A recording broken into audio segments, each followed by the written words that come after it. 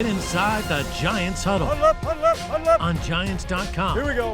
And the Giants mobile Get app. them in there, let's go. Part of the Giants Podcast Network. Welcome to another edition of the Giants Huddle Podcast. John Schmeelk with you. Today's guest is former NFL linebacker and Fox NFL analyst Chris Spielman. But first, I want to remind you that the Giants Huddle Podcast is part of the Giants Podcast Network, which is presented by Investors Bank. You can find it on the Giants mobile app, your favorite podcast platforms, and Giants.com/podcast.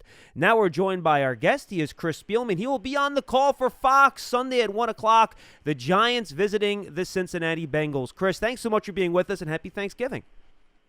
Well, happy Thanksgiving. And before we get started, I just want to say what a great job the Giants website, podcast, and all this information that they have for the fans and for guys like me. It's a big part of my preparation.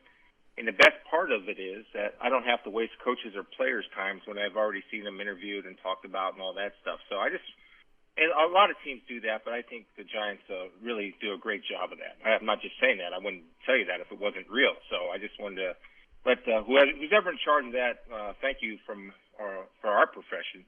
And it saves everybody time, including the coaches and players. Well, Chris, thank you very much. I appreciate that. I will certainly send that up the old poll and let the guys know we do work hard on that, and thank you very much. So the Giants here, believe it or not, 3-7, right in the middle of this division race, Chris. They've won two games where they did not turn the ball over, a big reason why they've won two straight. Where have you seen the Giants grow the most as you've kind of gone over their game tape heading into this game against the Bengals? Well, the running game, right? The last 5 games. And I have a stat where we talked about it in one of our production meetings about the graphic for rushing yards for the first 5 games as opposed to the last 5 games.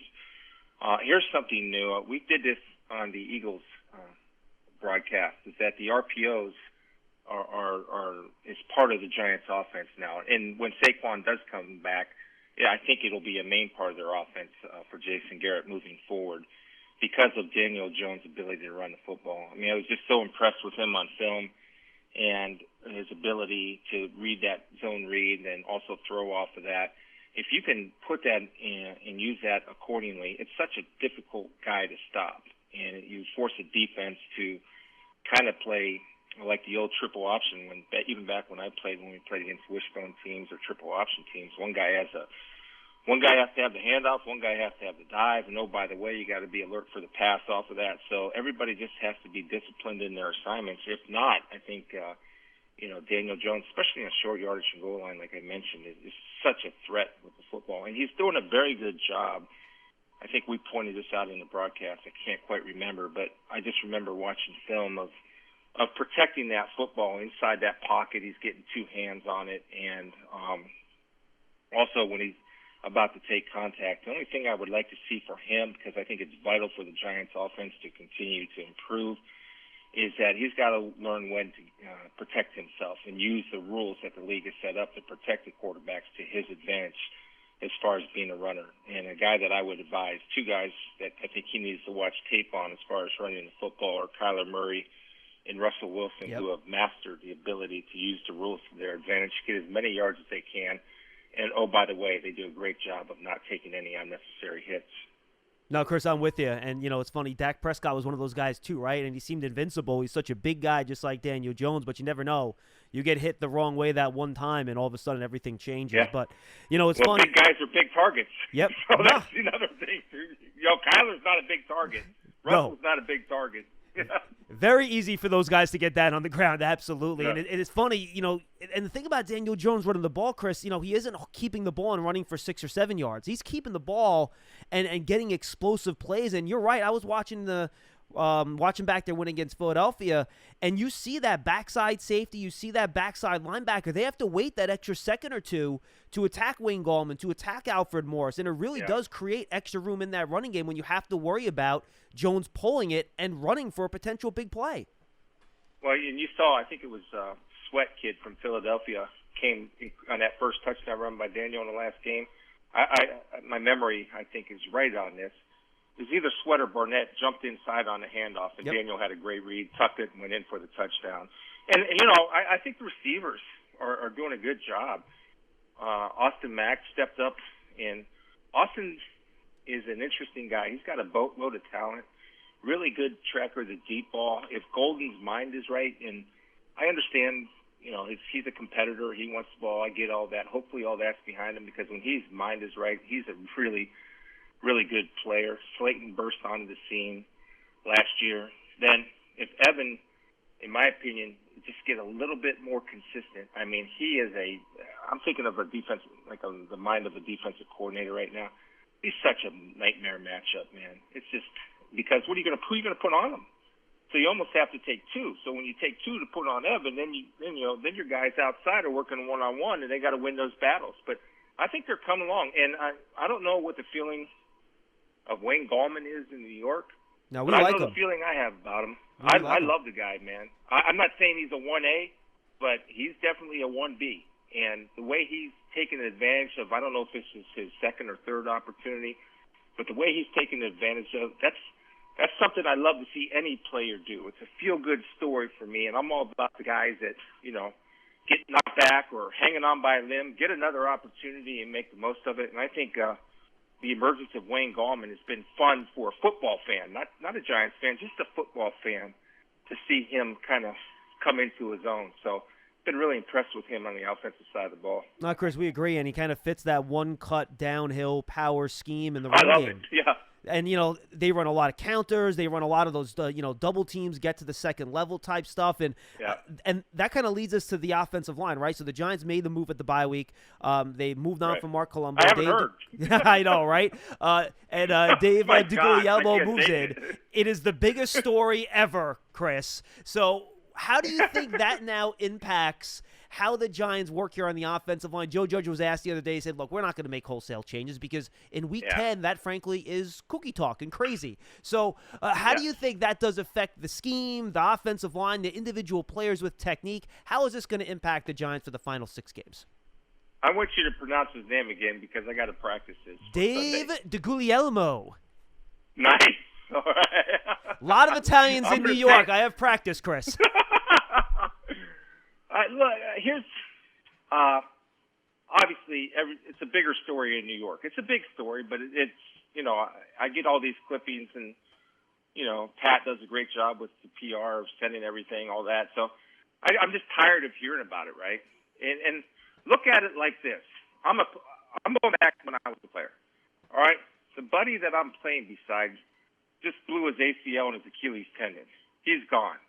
Doesn't matter. Doesn't change the mission. I feel bad for him. Next guy in there. And, I've been on teams, I forget the year, they fired our offensive coordinator week 12. New guys calling plays. Doesn't matter. You still have your job to do. And here's the key to success. I believe in this. And this is leadership. It's leadership at all levels in all different sports. But I'm around football coaches, and this is what I've learned about this COVID year and about leadership, okay? Leadership is defined by being responsible, by being courageous, by being optimistic, and by pushing forward no matter what the circumstance. It's not defined by blame, shame, or guilt. That's not leadership. Leadership, the guy is always moving everybody forward no matter the circumstances. I've seen it with good teams this year, and maybe teams that have struggled. Everybody's looking to point the finger, this or that. It doesn't matter who's the offensive line coach. You can bring grandma in. My grandmother could coach offensive line, by the way. She had great techniques on feet and hands. And she could tell the guys, hey, you got to get your hands inside. Hey, you got to get a cutoff block. And guys are going to listen to whoever they're coached to. This is the key. It's not about playing for coaches. It's not about playing for fans. It's not about playing for ownership. It's not even about playing for your family. It's about playing for each other. And when every man is committed to play for each other, to play for your brother, to play for that guy next to you that's actually in the arena, when you get that feeling, then guess who benefits? The coaches, the fans, the ownership, and the families. And that's the key. That's got to be the number one thing. And that's what I see the Giant players do, is no matter what the circumstances are, to me, they are playing for each other. And that's a good thing. And that's credit to Joe. Don't play for Joe Judge. Play for you. Yeah, absolutely. That's my philosophy anyway. No, Chris, I'm with you, and I think you have to like, by the way, the progress we've seen from this team. Look, everyone knew for a team like the Giants it was going to be a slow start this year, right? They had a really tough schedule. Right. Rams, Bears, Steelers, 49ers, teams that returned all their coaches from last year. You have a young team. It was going to be a rough start. But what have you seen from this team that should make Giant fans confident that they have their head coach here for the long go? So, close games they were losing. Then they started winning close games, right? The first loss to Philadelphia, they could have went in the tank. And it's almost, here we go again. But they didn't. They bounced back and beat Washington. Then they beat Philadelphia. Quarterback didn't turn the ball over. Defense is getting better. I think Dave Gettleman made some really good additions. At front four, I love the front four of the Giants. I think the addition of Blake was big. There's consistency and stability at the middle linebacker position. Just making plays. He's not making plays 7 yards down the field. He's making plays where linebackers supposed to be playing. Bradbury's been tremendous. The addition of Logan Ryan, Jabril Peppers.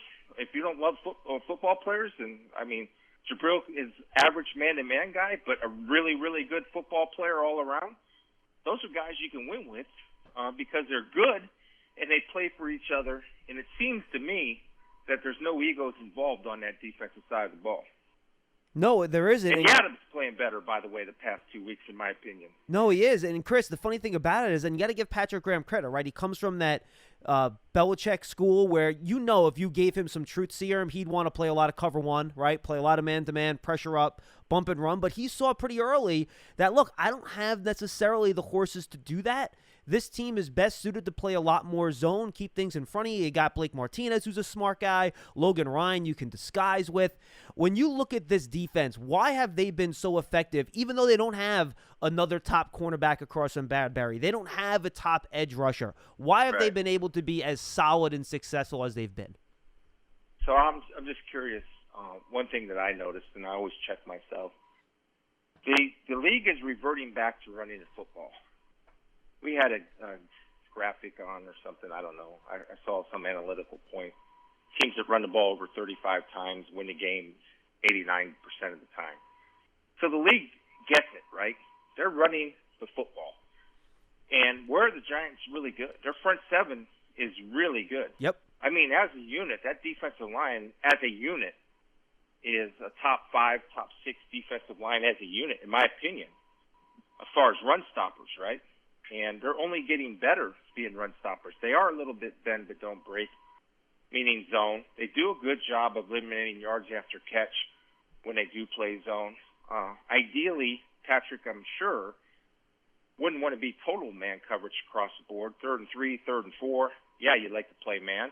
But then you got to be careful, right? If you're playing man and we play a guy like Kyler Murray or Russell Wilson or Teddy Bridgewater or whoever the guy may be, then you have to be of concern. Like, even if Joe was playing this week, because Joe could take off and run and get you a first down. Sure. So there's that fine mixture that you want to have and playing man and playing zone and zone pressures and man pressures and all that kind of good stuff.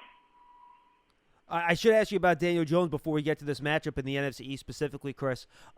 We talked about him as a runner. How about him as a passer? Where have you seen him continue to grow? You talked about the ball protection with the fumbles. How about getting through his progressions, getting off that first guy, getting to your second guy, making good decisions? What have you seen from Jones over the course of this season in terms of where he's improved? Well, I did the Washington game, right? And then I think he's getting better and better. And I think his weapons have gotten better around him. I don't think he was surrounded with great weapons last year. I think this year it's just a little bit better, and I can't emphasize enough. And this is my philosophy and my line of thinking. When you have a player like Evan Ingram, that helps the people. By Evan's presence, and people can get on Evan all they want, I'm just telling you, when I talk to defensive coordinators, as a player, when there's a tight end or whatever Evan's position is, he's a move guy, he can be slot, that takes two. Because if you put a linebacker, it's over. You can't put a linebacker on a 4-4 guy like Evan, and an athlete like Evan Ingram. So you have to account for him. And I think Daniel's done a good job of spreading the ball around. I think Slayton has grown as a receiver, and I think he's I think his decision-making is better, and it's only going to get better because he works really, really hard. And if you talk to Daniel, and Daniel's got a lot of Eli in him, he's not going to say much to you. But the one thing he always emphasizes and talks about is decision-making and how that's improved, and I think it's evident on tape. Hey, Giant fans, just want to remind you, you can get a New York Giants checking account from Investors Bank with the Giants branded debit card, security features, and discounts at the Giants online shop. You can earn up to $250 when you open an account at investorsbank.com/Giants. Member FDIC. We're joined by Fox NFL analyst and former NFL linebacker Chris Spielman. Chris, I imagine on your assignments the rest of the year, you're going to see a lot of NFC East teams, and you've seen a lot of the NFC East teams as we've gone along here. Boy, crazy division. All the teams with 3 wins. The Eagles have the half-game advantage. Dallas and the Giants probably have the easiest schedules the rest of the way. We have Dallas and Washington on Thanksgiving, which is going to be a big game. How do you kind of break down this horse race here with 6 games left? Well, I got a saying that, hey, what do you think of the NFL, Chris? And I have no idea. I see a Detroit Lions team that scored 20 points in 15 straight games or something get shut out by the 30th ranked defense in the Carolina Panthers. So, I think this. I think as long as you're still in control of your own destiny at Thanksgiving, it's pretty good. And I think all these teams are still in control of their own destiny to a certain extent, at least trying to get to that playoff hunt. So, but I'd rather be the New York Giants right now than the Philadelphia Eagles of the information that we have today, because the Giants are going up. They're playing a team that's struggling, trying to find itself with a backup quarterback, and the Eagles seem to be trending down. The Giants are in as good position as anybody.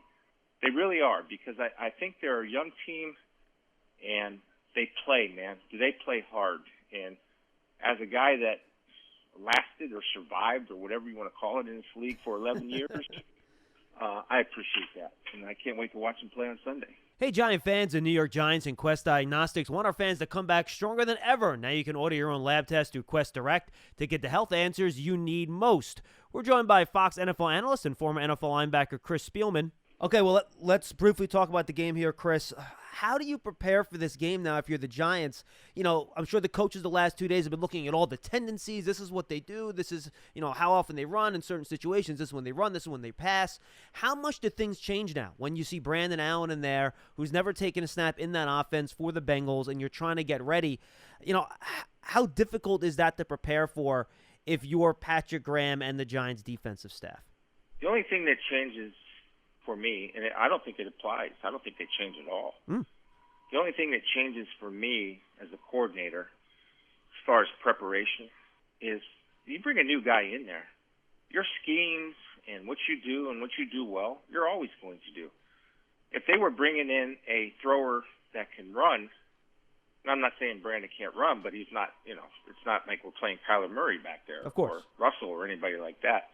So I don't think Patrick changes anything. Why? They're going to run the Cincinnati Bengals offense. They're not going to change the offense. So each defense, you have an assignment. You have a responsibility against a certain formation and down and distance. The defensive coordinator calls the defense on what he thinks that formation is, or Blake make a change with the line of scrimmage and what that formation is off the down and distance. And you go tackle the guy, and you do your responsibility. And that's defense. Well, let's not overcomplicate it. This is my philosophy. I'm not saying you are, but it's just my philosophy. No, absolutely. Do you think that they'll be as pass heavy as a team as they've been with Joe Burrow? I think they have like the third lowest run percentage in the league. I don't think they want to be, right? But the Bengals are playing from behind all the time. That's a good point. So, that's a good point. Yeah. And you don't have Joe Mixon, who's a really good player. I don't know how much you've got to see of Joe. Oh, he's excellent. Over the years, but I love the guy, and Gio Bernard's a nice player. The guy of the Bengals need to. If I were Zach Taylor, I'd challenge Samaje Perine. You know this because you're a football guy and you follow football. You know that Samaje Perine once held, I don't know if he still does, the NCAA record for most yards in a football game. Yeah, it's funny. We actually had a lot of discussion about him when he got drafted. What was it, 2018, I think, Chris? And a lot of Giant fans loved his frame, his size, his strength. A lot of Giant fans wanted him. So did I. I don't know what, but he's got to, he's got to up the game here. He's the one that I'm not talking in a negative way or, hey, if you don't get 50, 60 yards, I'm going to cut you. Not that. Just say, Samaje, this is your time. This is your opportunity. It's time for you to go, man. We need you. And that, see if he gets that spark, because we all thought, including Giants fans, that Samaje was the guy. Final question, Chris. How do you go about attacking the Bengals defense? I run right down their throat. I'm changing. I'm going. What I'm seeing teams with success do is run the football and just pound people. And I think the Giants do have that ability, and we talked about at the top of the podcast the improving rushing game of the Giants. And it's something crazy. Like, it's almost a 70-yard difference I think it was 77. You'll have to look this up, but this roughly 77 the first 5 games running the football, 142 yards running the football the last 5 games.